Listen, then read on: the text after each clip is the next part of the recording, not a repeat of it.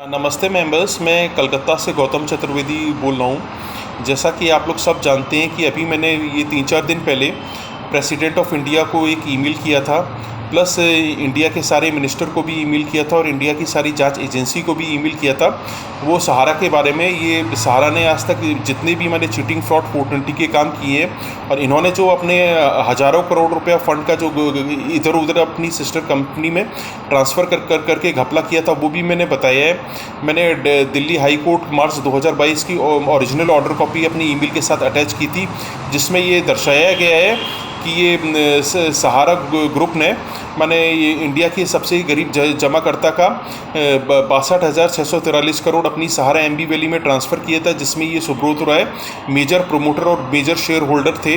वही सहारा की चार क्रेडिट कोऑपरेटिव सोसाइटी के फंड में से इन्होंने 2,253 करोड़ निकाल के सहारा सेबी अकाउंट में जमा किया था।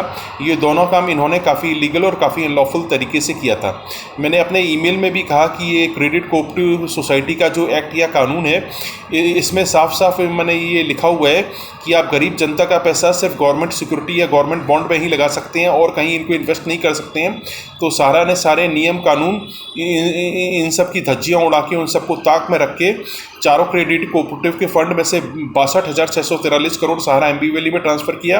उसमें से 2,253 करोड़ निकाल के सहारा सेबी अकाउंट में जमा किया। इसके अलावा ये गरीब जनता के फंड में से इन्होंने हज़ारों करोड़ निकाल के अपनी सिस्टर ग्रुप कंपनियों को भी ट्रांसफ़र किया था। तो ये एक बात है, क्योंकि मैंने हर एक मिनिस्ट्री लेवल में ईमेल के माध्यम से कंप्लेन किया था। तो आज शाम को मेरे पास एक मैंने गवर्नमेंट ऑर्गेनाइजेशन का कॉल आया था। वो सेंट्रल गवर्नमेंट की ऑर्गेनाइजेशन थी, लेकिन उसका नाम मैं कुछ गोपनीय कारणों से बता नहीं सकता हूँ और उनको एक्सपोज नहीं कर सकता हूँ कि कहाँ से कॉल आया था। तो वो मुझसे यही पूछ रहे थे कि आपकी वाइफ आशा चतुर्वेदी को ये सहारा क्रेडिट कोऑपरेटिव सोसाइटी से कितने साल से पेमेंट नहीं मिला। तो मैंने बताया कि पिछले कई सालों से ये सहारा ग्रुप इनको मैंने मैच्योरिटी का भुगतान नहीं कर रहा है और पिछले मैंने 1.5 साल में मैं 3 बार हॉस्पिटलाइज हुआ। इसके ये रिक्वेस्ट मैंने सहारा के सारे सीनियर ऑफिशियल को बार बार ईमेल करने के बाद भी और इनके व्हाट्सएप अकाउंट में मैसेज डालने के बाद भी इन्होंने मुझे 1 रुपये का भुगतान नहीं किया। और दूसरा, उन लोगों ने जो सहारा ग्रुप के ऑफिशियल से ये फ़ोन में बात की तो सहारा ग्रुप के ऑफिशियल ने यही कहा कि हमारे ऊपर पिछले कई सालों से एम्बार्गो लगाए। तो मैंने कहा कि ये सुप्रीम कोर्ट की ओरिजिनल ऑर्डर कॉपी मेरे पास है। नवंबर 2013 में सहारा की सिर्फ दो लिमिटेड कंपनियों में एम्बार्गो लगा था, लेकिन 5 जून 2014 को सुप्रीम कोर्ट ने सहारा की सारी ग्रुप कंपनियों से एम्बार्गो पूरी तरह से हटा दिया था। लेकिन ये लोग पिछले 11 साल से एम्बार्गो का झूठा बहाना करते आए हैं। और दूसरी बात, ये जब ये सहारा के हेड ऑफिस के ऑफिशियल से फ़ोन में बात कर रहे थे तो सहारा के ऑफिशियल ये भी बोले कि हमारे पास फंड नहीं है, हम तो दिवालिया हैं, हम कहाँ से पेमेंट करें।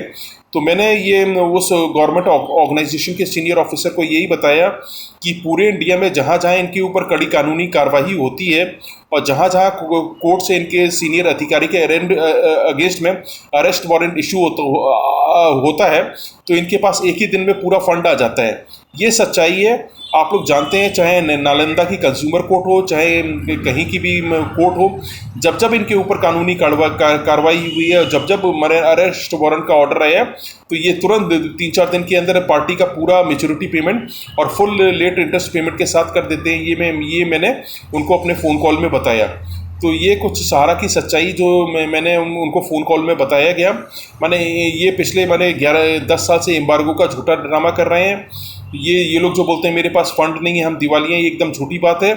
ये अपने काफ़ी बड़े बड़े ऑफिसेस चला रहे हैं, अपने आराम से एसी चैम्बर में बैठे हैं, ऑफिस का लाखों करोड़ रुपए का खर्चा कर रहे हैं, लेकिन जमाकर्ता को देने के लिए इनके पास 1 रुपया भी नहीं है।